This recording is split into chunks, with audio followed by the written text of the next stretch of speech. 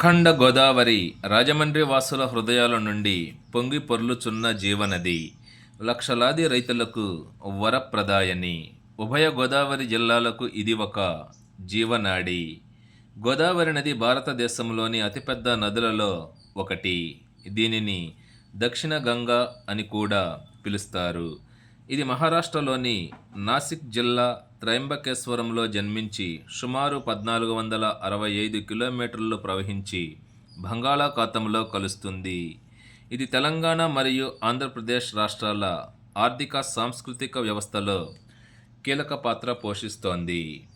గలగల పారే గోదావరి నీటి సవ్వడిలో మనసులోని అలజడి మాయమవుతోంది.